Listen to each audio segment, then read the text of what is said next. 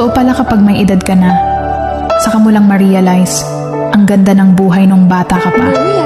Noon simpleng saya lang sapat na. Laro sa labas, tawanan kasama ang mga kaibigan, at uwi sa bahay na pagod pero masaya. Wala pang mabibigat na problema, wala pang responsibilidad na kailangang buhatin araw-araw. Ang iniisip mo lang noon kung anong laro ang susunod at kung anong oras kakakain. Pero habang tumatanda tayo, saka natin naiintindihan na hindi pala madali ang buhay.